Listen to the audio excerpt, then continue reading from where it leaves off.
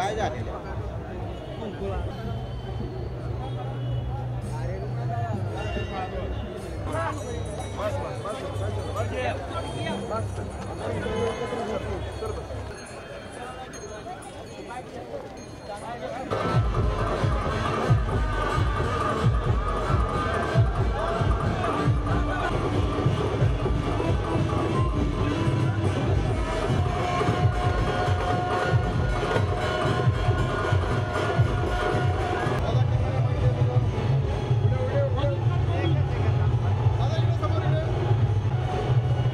संत तुकोबाराय आणि संत ज्ञानेश्वर महाराजांची पालखी आषाढी वारीच्या निमित्ताने देहू आणि आळंदीहून थोड्या दिवसात पंढरपूरकडे प्रस्थान ठेवणार आहे। या पालखीला जे बैल जुंपले जातात त्या बैलांचा मान एका शेतकरी कुटुंबाला दरवर्षी दिला जातो।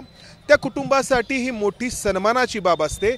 यावेळी संत तुकोबाराय महाराजांच्या पालखीला बैल जुंपण्याचा मान हा आळंदीजवळ असलेल्या लोहगावमधील खांदवे कुटुंबियांना मिळाला आहे आणि आपण या कुटुंबाची ही अशी 8 खिलार बैल पाहतो आहोत। म्हणजे 8 बैल जोड्या आहेत या ठिकाणी आणि या बैलांची एकूण ठेवण आणि उंची पाहिल्यानंतर आपल्याला लक्षात येते की किती छान पद्धतीनं रखरखाव असलेले हे बैल आहेत। अगदी 6 फुटांहून अधिक उंच असलेले हे बैल आहेत आणि अर्थातच या कुटुंबासाठीच नव्हे तर या लोहगावसाठी ही मोठी अभिमानाची गोष्ट आहे आणि त्या निमित्ताने या बैलांची या लोहगावमध्ये मिरवणूक काढण्यात आली आहे आणि सगळे हे गावकरी जे आहेत या मिरवणुकीमध्ये सहभागी झालेत।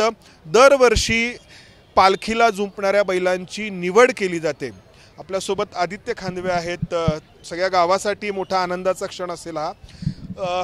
कधीपासून तुम्ही प्रयत्न करत होता की तुम्हाला ही संधी मिळावी आणि कशी मिळाली ही संधी? रामकृष्ण हरी याचीसाठी केला होता अट्टाहास शेवटचा दिस गोड व्हावा या उक्तीप्रमाणे आम्ही 8 वर्षापासून लागोपाठ संत तुकाराम महाराजांच्या देऊच्या पालखी रथासाठी आमची बैल लागावीत यासाठी 8 वर्ष आम्ही अट्टाहासाने प्रयत्न करत आहोत। आमचे बंधू ज्ञानेश्वर खांदवे त्याचप्रमाणे आमचे पुतणे सूरज ज्ञानेश्वर खांदवे गेली 8 वर्षापासून ही संपूर्ण बैल मुलाच्या पोटच्या मुलाप्रमाणे जपत आहेत आणि मुलांना आपण जशी काळजी घेतो जसा खुराक देतो त्याप्रमाणे आम्ही यांची ठेवण आणि यांची राखण करत आहोत। अच्छा, तर म्हणजे इतकी मोठी सगळी ही बैल आहेत तर कसं सगळं पुढचं तुमचं नियोजन असणार आहे? आता गेल्या आम्ही 8 वर्ष बैल सांभाळत आहोत। इथून पुढं आमचं 29 तारखेला पादुकांचं प्रस्थान आहे। त्यावेळेस आम्ही 28 तारखेला देवगावमध्ये जाऊन सकाळी 9 ते 9:30 वाजता रथाला आम्ही बैल जुंपणार आहोत। सगळा जो परिसर आहे तर तो आळंदी आणि देहूच्या जवळचा आणि तेवढाच वारकरी संप्रदायाचा मोठा वारसा लाभलेला हा सगळा परिसर आहे। तर या गावाबद्दल काय सांगाल? संत तुकोबारायांचं आजोळ म्हटलं जातं या लोहगावला। संत तुकाराम महाराजांच्या पदस्पर्शाने पावन झालेलं श्री क्षेत्र लोहगाव या ठिकाणी संत तुकारामांचा आजोळ असूनच धर्मपत्नी सुद्धा आमच्या लोहगावच्याच होत्या।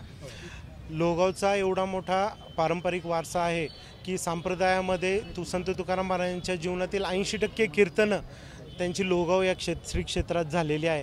त्यामुळं आम्ही लोहगावकर मंडळी आम्ही म्हणेल तेवढे धन्यवाद परमेश्वराचे करतो की आम्ही या श्री क्षेत्रामध्ये जन्माला आलो।